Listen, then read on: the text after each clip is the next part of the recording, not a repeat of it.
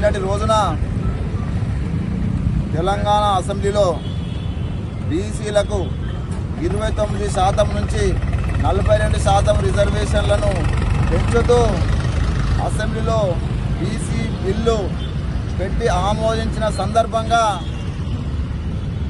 రాష్ట్ర ప్రభుత్వానికి ఆ బిల్లు ప్రవేశపెట్టిన మంత్రి పొన్నం ప్రభాకర్ గారికి, అదేవిధంగా అందులో చర్చలో పాల్గొన్న వేములవాడ ఎమ్మెల్యే ప్రభుత్వ ఆది శ్రీనివాస్ గారికి ధన్యవాదాలు తెలియజేస్తూ ఆ బిల్లు అసెంబ్లీలో ఆమోదించిన సందర్భంగా ఈరోజు రాజన్న సిరిసిల్ల జిల్లా కేంద్రంలోని అంబేద్కర్ చౌరస్తా వద్ద బీసీ సంక్షేమ సంఘం ఆధ్వర్యంలో, అదేవిధంగా బీసీ కుల సంఘాల జిల్లా అధ్యక్షుల ఆధ్వర్యంలో ఇక్కడ పెద్ద ఎత్తున టపాసులు పేల్చి స్వీట్లు పంచుకొని సంబరాలు చేసుకోవడం జరిగింది.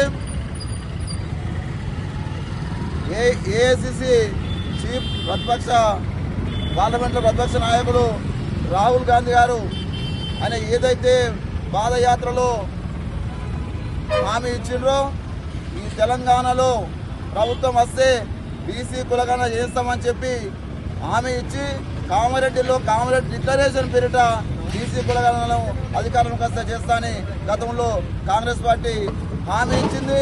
హామీకి అనుకూలంగా బీసీ కులగణన చేసిర్రు. ఆ విధంగా డాక్టర్ వెంకటేశ్వరరావు గారి ఏకసభ్య కమిషన్ ఈ బీసీల సమస్యలపైన అధ్యయనం చేసేందుకు, రిజర్వేషన్ అధ్యయనం చేసేందుకు కమిషన్ ఏర్పాటు చేసి ఒక చిత్తశుద్ధితో ఈ కాంగ్రెస్ ప్రభుత్వము బీసీలకు న్యాయం చేయాలి, బీసీలకు స్థానిక సంస్థల ఎన్నికల్లో రిజర్వేషన్ పెంచాలని దాని మీద ఒక చిత్తశుద్ధితో వెళ్తున్నందుకు మేము ధన్యవాదాలు తెలియజేస్తా ఉన్నాం.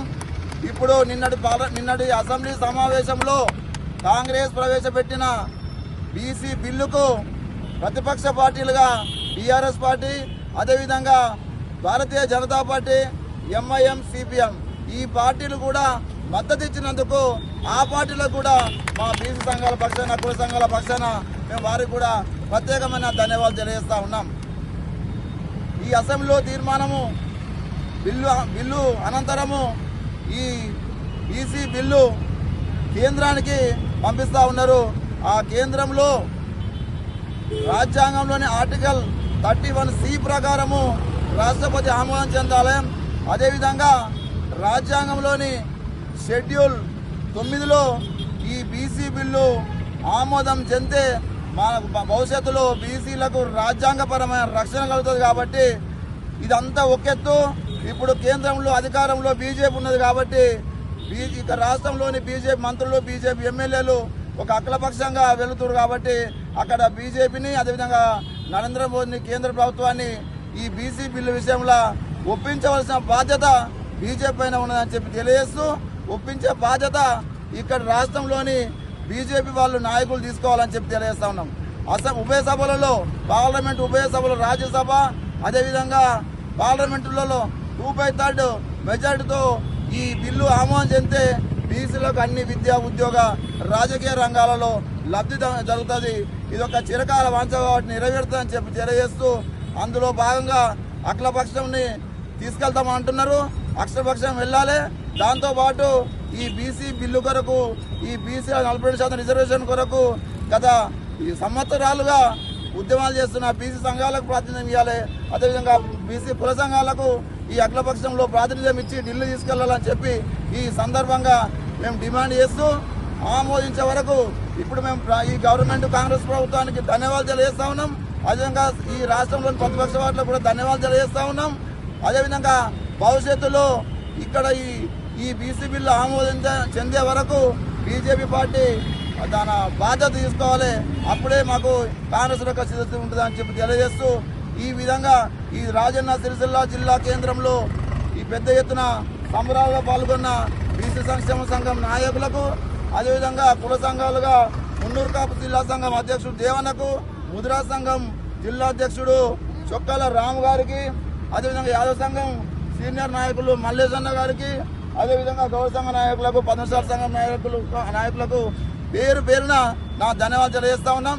ఇది అమలయ్యే వరకు బీసీ బిల్లు అమలై స్థానిక సంస్థల ఎన్నికల వరకు మేము పోరాడుతూనే ఉంటామని చెప్పి తప్పకుండా పోరాడతామని చెప్పి నిస్సందేహంగా చెప్తా ఉన్నాం. ఇది ఇంతటితో ఆగదు. కేంద్రంలో ఈ బీసీ బిల్లు ఆమోదం పొందే వరకు గల్లీ నుంచి ఢిల్లీ వరకు కూడా పోరాటం చేస్తాం.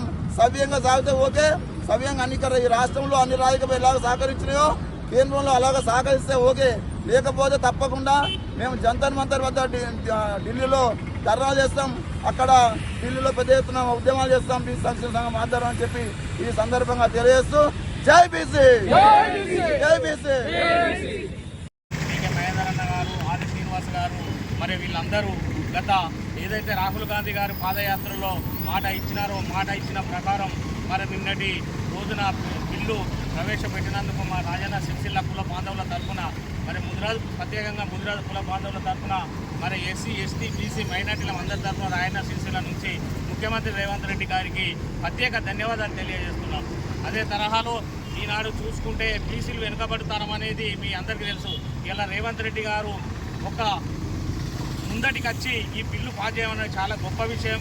అదే తరహాలో ఈనాడు 29 జీవో ఏదైతే ఉందో అది కూడా రద్దు చేసి పార్లమెంటులో బీసీ ముద్దుబిడ్డ కేంద్ర హోంశాఖ సహాయ శాఖ మంత్రులు మన బండి సంజయ్ కూడా వాళ్ళు ఈ బిల్లు ఏదైతే ఉందో మరి నరేంద్ర మోడీ గారు ప్రధానమంత్రితో మాట్లాడి తక్షణం ఈ బిల్లు ఆమోదించాలని చెప్పి వారికి కూడా ప్రత్యేక ధన్యవాదాలు కూడా మా కుల సంఘాల బీసీ సంఘాల తరఫున మేము ప్రత్యేక ధన్యవాదాలు తెలియజేస్తూ ఇదే తరహాలో పెద్దలు మా హనుమన్న గారు చెప్పినట్టు ఖచ్చితంగా బిల్లు పాస్ అయ్యేంత వరకు కూడా జంతర్ మంతర్ దగ్గర ఏదైతే ధర్నా చేస్తా అన్నారో ఆ బిల్లు పాస్ అయ్యేంత వరకు కూడా పోరాటం చేస్తాం. ఇది ఒక సంతోషకరమైన వార్త. ఇలా వారికి కృతజ్ఞత భావంగా అన్ని కుల సంఘాల ఆధ్వర్యంలో ఈనాడు మా సిరిసిల్ల జిల్లా నుంచి చాలు కావాలని చెప్పి బీసీ ఆధ్వర్యంలో వారికి మొత్తం కాంగ్రెస్ పార్టీ ప్రభుత్వానికి మరొకసారి కృతజ్ఞత తెలియజేస్తూ ఈ అవకాశం ఇచ్చిన మా కుల సంఘ పెద్దలందరికీ మరొకసారి ధన్యవాదాలు తెలియజేస్తాం. కేంద్రంలో ఏర్పాటు చేసినటువంటి బీసీ సంఘాల ఐక్య వేదిక ఆధ్వర్యంలో బీసీ సంఘాలు ముందుండి అన్ని కుల సంఘాల నాయకులతో సమీకరించి నిన్న అసెంబ్లీలో పాస్ అయినటువంటి బిల్లు ఏదైతుందో మొత్తం మీద బీసీలకు మెజార్టీగా న్యాయం జరుగుతుంది.